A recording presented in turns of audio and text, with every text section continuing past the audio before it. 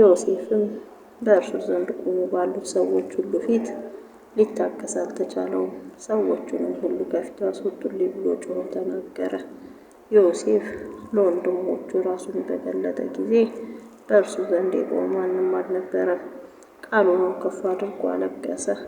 የግብፅ ሰዎችም ሰሙ፣ በፈርዖን ቤትም ተሰማ። ዮሴፍም ለወንድሞቹ እኔ ዮሴፍ ነኝ፣ አባቴ እስካሁን በሕይወቱ ነውን? አለ። ወንድሞቹም ይመልሱለት ዘንድ አልቻሉም፣ በፊቱ ደንግጠው ነበርና። ዮሴፍም ወንድሞቹን ወደ እኔ ቅረቡ አለ። ወደ እርሱም ቀረቡ፣ እንዲህም አላቸው፣ ወደ ግብፅ የሸጣችሁኝ እኔ ወንድማችሁ ዮሴፍ ነኝ። አሁንም ወደዚህ ስለሸጣችሁኝ አትዘኑ፣ አትቆርቆሩም። እግዚአብሔር ሕይወትን ለማዳን ከእናንተ ፊት ሰድዶኛልና።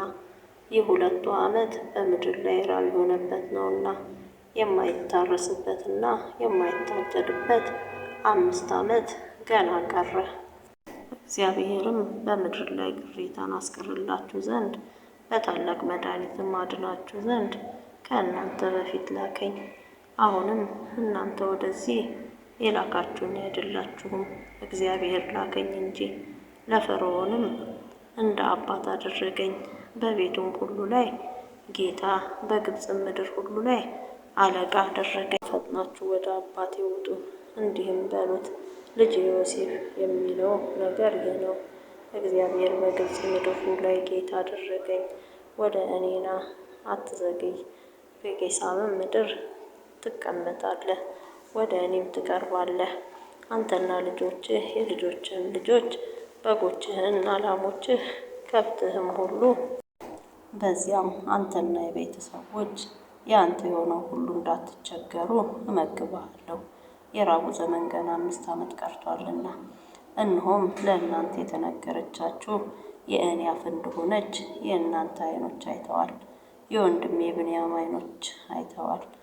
ለአባቴም በግብፅ ምድር ያለኝን ክብሬን ሁሉ ያያችሁትንም ሁሉ ንገሩት። አባቴንም ወደዚህ ፈጥናችሁ አምጡት። የወንድሙን የብንያምንም አንገት አቅፎ አለቀሰ። ብንያምም በአንገቱ ላይ አለቀሰ። ወንድሞቹን ሁሉ ሳማቸው፣ በእነርሱም ላይ አለቀሰ። ከዚያም በኋላ ወንድሞቹ ከእርሱ ጋር ተጫወቱ። በፈርዖንም ቤት የዮሴፍ ወንድሞች መጡ ተብሎ ወሬ ተሰማ። በዚያውም ፈርዖንና ሎላልቱ ደስ ተሰኙበት።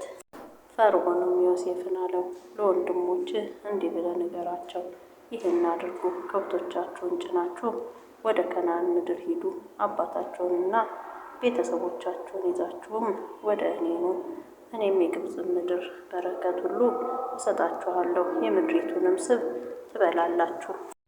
አንተም ወንድሞችህን እንዲህ አድርጉ በላቸው፣ ከግብፅ ምድር ለሕፃናቶቻችሁ ለሴቶቻችሁም ሰረገሎችን ውሰዱ፣ አባታችሁንም ይዛችሁ ኑ፣ ለዕቃችሁም ሁሉ አታስቡ።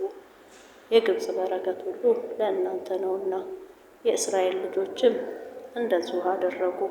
ዮሴፍም በፈርዖን ትእዛዝ ሰረገሎችንና ለመንገድ ስንቅ ሰጣቸው። ለሁሉም 2 መለወጫ ልብስ ሰጣቸው። ለብንያም ግን 300 ብርና 5 መለወጫ ልብስ ሰጠው። ለአባቱም እንደዚሁ ሰደደ። የግብፅን በረከት የተሸከሙ 10 አህዮችን፣ ደግሞም በመንገድ ለአባቱ ስንቅ ስንዴና እንጀራ የተሸከሙ 10 ሴቶች አህዮችን። ዮሴፍም ወንድሞቹን አሰናበታቸው፣ እንዲህም አላቸው፣ በመንገድ እርስ በርሳችሁ አትጣሉ። እነርሱም ሄዱ፣ ከግብፅ አገርም ወጡ። ወደ ከነዓንም ምድር ከአባታቸው ከያዕቆብ ዘንድ ደረሱ። እንዲህም ብለው ነገሩት፣ ዮሴፍ ገና በሕይወቱ ነው፣ እርሱም በግብፅ ምድር ሁሉ ላይ ገዥ ሆነዋል። ያዕቆብም ልቡ ደነገጠ፣ አላመናቸውም ነበርና። እነርሱም ዮሴፍ የነገራቸውን ነገር ሁሉ ነገሩት። እርሱም ያነሱት ዘንድ ዮሴፍ የሰደዳቸውን ሰረገሎች ባየ ጊዜ የአባታቸው የያዕቆብ የነፍሱ ሕይወት ታደሰች። እስራኤልም ልጅ ዮሴፍ ገና በሕይወት በሆነ ይበቃኛል፣ ሳልሞት እንዳየው እሄዳለሁ አለ።